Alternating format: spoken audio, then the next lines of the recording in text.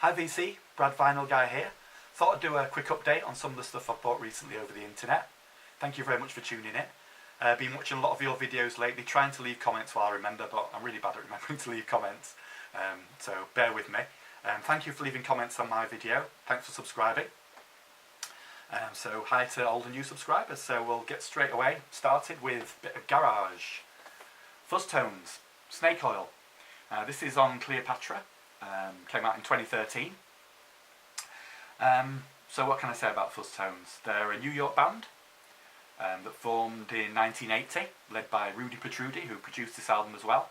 And this is an album of outtakes, rarities, interviews, live tracks, all sorts of strange things on here. And this is got some guest appearances. So Ian Astbury from The Cult is on here, helping perform Kick Out the Jams, the MC5 song. Also, Rat Scabies from The Damned plays on here as well. And like I said, it's rarities and songs that have only appeared as B-sides and songs that have just been on compilations, live tracks, interviews between the songs. And it's a really nice package because it's got, so because to start with, it's a double album. It's got a nice inner. It's got some information about the band and the track listing on the inner, and it's on purple vinyl as well. It's not very sort of strong coloured purple vinyl, but you may be able to pick that up in there. And yeah, it's kind of garage, and it's quite sort of eerie, hostile, anxious, that kind of thing. Quite quirky at times, quite menacing. All the things you'd want from a garage group, really. And yeah, highly recommended because of the rarities that are on there. Next up, we've got Jack White, and this is Acoustic Recordings, an album that came out on Third Man at the back end of last year. Many of you will be familiar with this. It's acoustic versions of White Stripes and Raconteur songs that he wrote with Brandon Benson. And it's chronologically ordered. It's again a double album, 180 grams, and it's got versions of Hotel Yorba on it. White Moon, City Lights, Carolina Drama, which is Raconteurs, one of my favourite Raconteurs songs, and quite a contrast to his normal White Stripes sleeve, I suppose, in terms of him looking very singer-songwriter on this one, as opposed to his quirky outfits that he wore on the White Stripes albums. But yeah, great Third Man package, and I know Branton Young did a couple of videos about when he went to the Third Man pressing plant recently in Detroit. Highly recommend you watch those. He picked some really good stuff when he went there.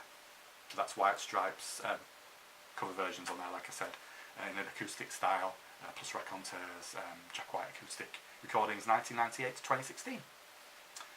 Next up, we've got Barrence, Whitfield and the Savages, Dig Thy Savage Soul. Great sleeve, brilliant. And Barrence Whitfield's been making music since the mid-80s.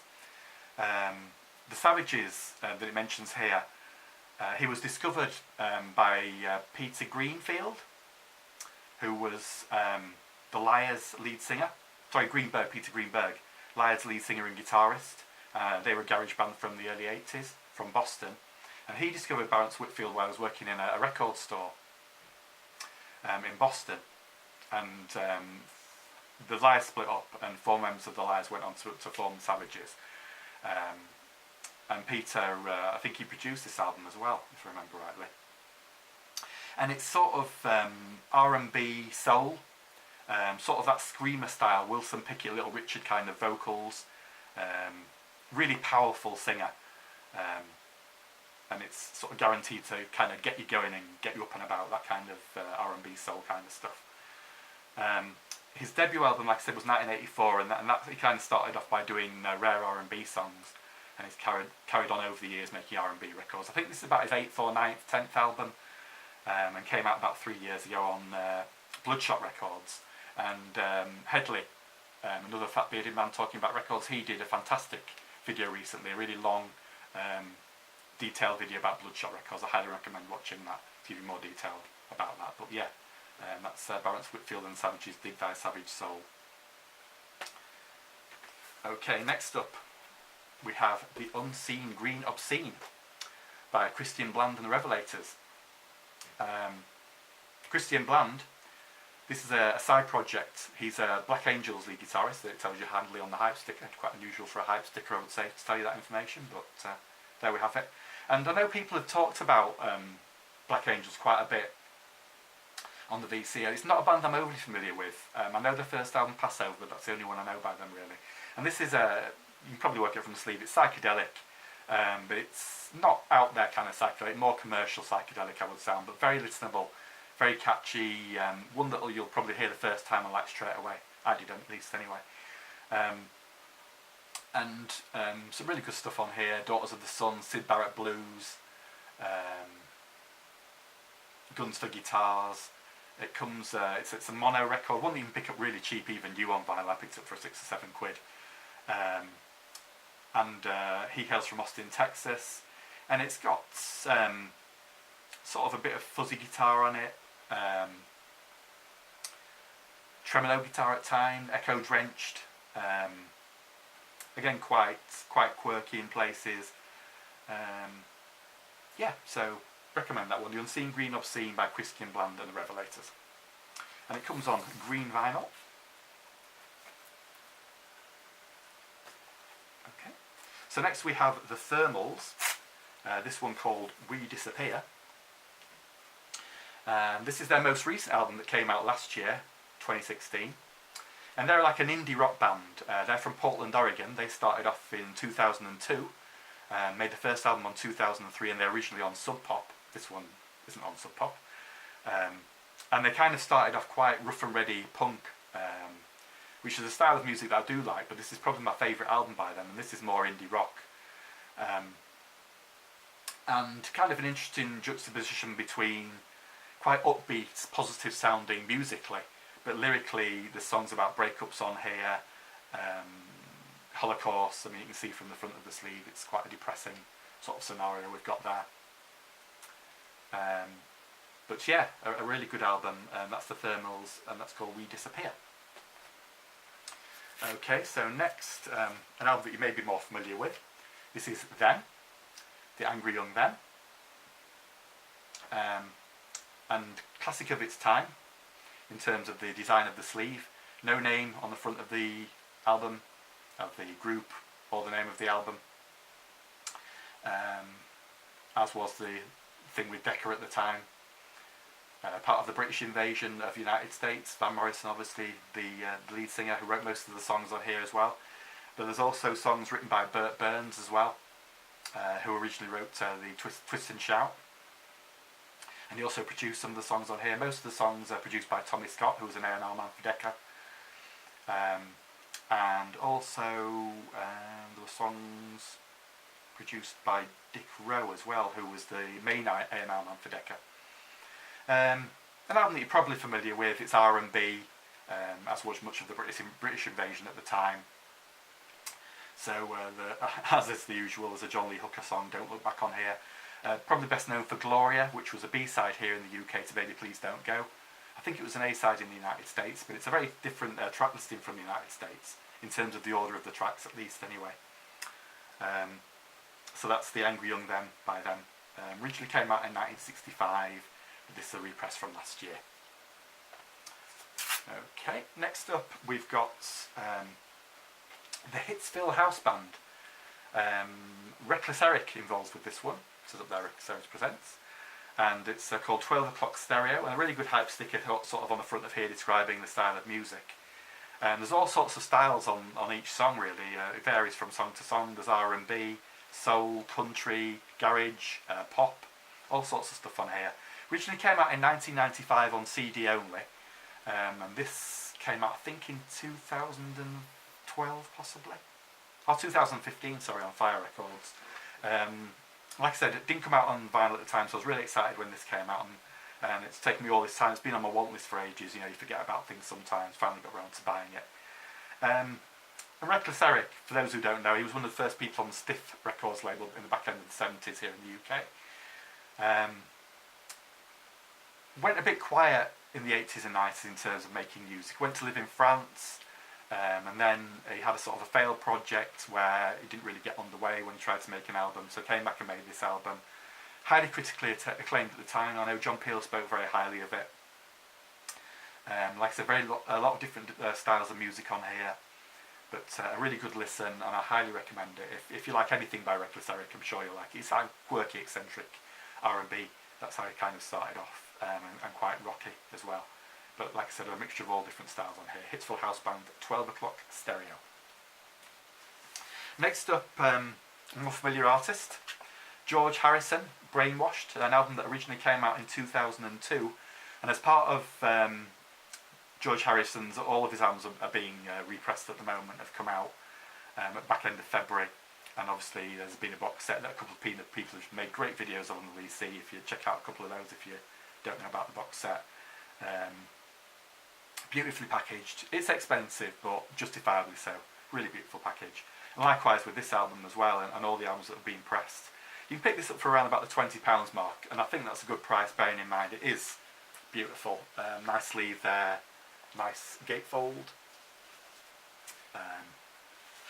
and a really, really nice booklet as well with it. Really high quality. I just can't really do it justice probably showing it on here, but that's the front and the back. Some really nice pictures on the inside with all the lyrics as well. I don't really like to say much about George Harrison album, especially because there's so many experts on here who know a lot about the Beatles and George Harrison. But for those who don't know, it was the last album that he made. He started making it at the back end of the 80s. He found out he was ill, obviously, some time later when he was making the album with Jeff Lynne. And he left clear instructions with his son and with Jeff Lynne about how he wanted the album to be sound when it was finished, how he wanted it to sound when it finished, what he wanted the packaging to be like, a very detailed plan. So they put it all together posthumously for him. And it was received very well by the critics. It won a Grammy. It's held in high esteem. It's a really good way to go out with, I would say, in his career. So yeah, that's George Harrison, Brainwashed, and it was really nice that it's been repressed, because again, it came out in 2002, very difficult to get on vinyl at the time and since, so it's nice that it's available again now, and grabbed it as soon as it came out. Couple more to go. A band that I don't really claim to know very much about, if I'm being honest. This is one that my girlfriend picked up, and this is Muse, Origin of Symmetry. This one's from 2002, and this is a repress from a couple of years ago. Muse. So they're kind of rock, very loud, known for their flamboyant on-stage performances. Matt Bellamy, the lead singer, likes to smash a guitar or two on stage. This is, according to my girlfriend, she tells me that Plug-in Baby, Newborn and Bliss are the best songs on here. I know they're very popular here in the UK. And Matt was the son of the Tremolos lead singer, I think, George Bellamy. Obviously they had a big hit with Telstar, so he's got a good pedigree there, and I think the band met while they were at school and have been together ever since. They're from Devon, and yeah, she tells me this is a really good album, Origin of Symmetry, but again I'm sure you'll be more familiar than I am. And an interesting thing about Muse that she was telling me was that Celine Dion wanted to do one of her Las Vegas gigs, call it Muse, and Muse hold the rights to the name, and she wanted to buy the rights off them and call her concert that, and they wouldn't have it because they thought people might be confused and think they were playing with her, or they were going to be a backing band or something like that. So they were a bit of a brouhaha about that, and she agreed not to go ahead with it. I think she tried to buy the name off them, but so they didn't want to let it go. So I'm going to end with a comedy album, which is probably quite unusual. I wouldn't say I'm a big comedy album fan generally, and obviously not many of them come out these days, but I wanted to grab this one because I really love Adam and Joe. This is Song Wars Volume 2. There was a Volume 1 that came out on CD only, 2009, maybe 2010. And this is more recent. I think this is 2011, I think. And this came out on vinyl as well. And for those who don't know, Adam and Joe were a comedy duo. Adam Buxton, Joe Cornish. Adam's was the one that used to make me laugh the most, if I'm being honest. Joe Cornish is a filmmaker as well. They used to make a TV series for Channel 4 in the UK that was like a comedy sketch programme. Part of it was called Vinyl Justice, where they used to go to pop stars of the day's houses and look through their record collections and try and dig out any embarrassing records. Always used to make me laugh. But when they were on the radio, they were hilariously laugh out loud funny on a weekly basis. I used to download the podcast every week and listen to them. and often used to end up crying laughing. I thought they were that funny.